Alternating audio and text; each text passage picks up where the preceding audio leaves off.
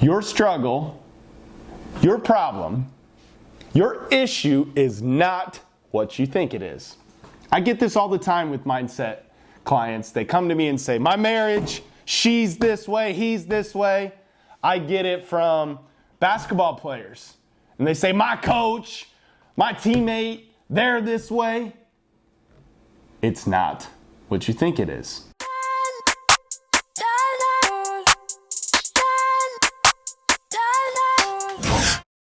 Work it all speak for itself. Grinding the sound, ain't nothing to tell. When we step on the court, we gon' bring it to light. And we stop and pop like we caught it a light. Stop asking what's wrong with me. You already know there's a dog in me. And there's no stopping my focus, man. Make sure all my people gon' ball with me. Yeah, I came to compete, I'm a dog with it. Yeah, I came to compete with my paws in it. What's up, Compete Mentality Podcast family? It's your boy JD, Jordan Delks, your podcast host. And I'm here to spit some wisdom at you guys from my failures, my struggles, my successes from this beautiful game we call life.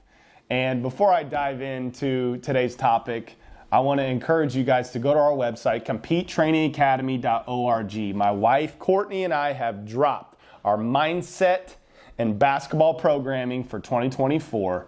Our opportunities to get involved are right there. Go check it out today.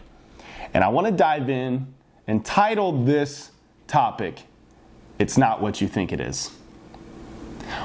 Your struggle, your problem, your issue is not what you think it is. I get this all the time with mindset clients. They come to me and say, my marriage, she's this way, he's this way. I get it from basketball players. And they say, my coach, my teammate, they're this way. It's not what you think it is. I get it from the entrepreneur, the CFO, the CEO that comes to me and says, hey, I got an issue with sales. I got an issue with an employee. It's not what you think it is. Because in Ephesians 6:12, it says, for our struggle is not against the flesh and blood, but against the rulers, against the authorities, against the powers of this dark world, and against the spiritual forces of evil in the heavenly realms. That's the struggle. That's the battle. There are three planes to our existence. There is the physical, the mental, and the spiritual. And this verse, Ephesians 6:12, tells me that it's not the physical. It is not the mental. It is the spiritual. So even if you're struggling with confidence, even if you're struggling with self-worth, it goes back to the spiritual. It always will go back to the spiritual. I like to say that it is a top-down existence. Spiritual at the top, mental below that, and physical below that. Spiritual, mental, physical, top-down, spiritual. If you take care of the spiritual, for from that flows everything else. So, look yourself in the mirror today and say, hey, am I taking care of my spirit? Look your marriage in the mirror and say, hold on a second. It ain't her. It ain't him. Look your business problem in the face and say, oh my gosh, it's not something outside of me. It will always begin and end within you. This is a spiritual journey. This beautiful game that we call life is a spiritual journey. Right now, if you double down on taking care of your spirit and you focus on taking care of your spirit, watch how everything slowly changes around you. Your marriage will improve. Your business will improve.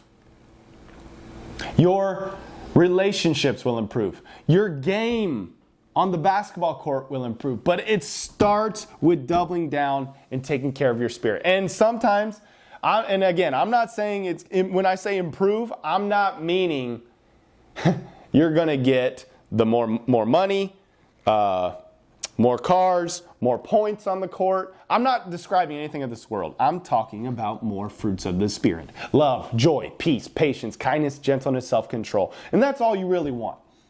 You're going to have more peace with it. You're going to have more love. You're going to have more joy. And that's all you really want. That is the only thing that is going to satisfy you, is a relationship with Jesus. Now,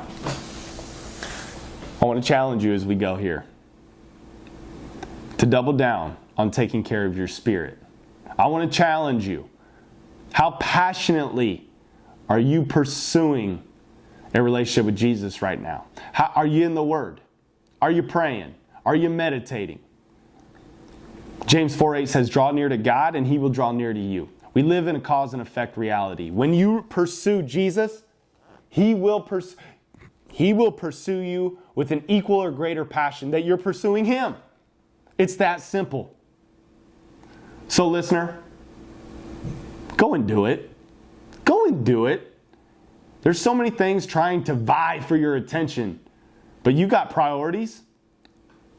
And the cool thing is, if you got the ability to think, if you got the ability to breathe, and your heart's a beating, it's in your control. Go and do it. As always, compete. Do what God calls you to do, even when it's hard, and share this message with 1, 2, 10 people, whoever God put on your heart. Always a blessing. Go in peace.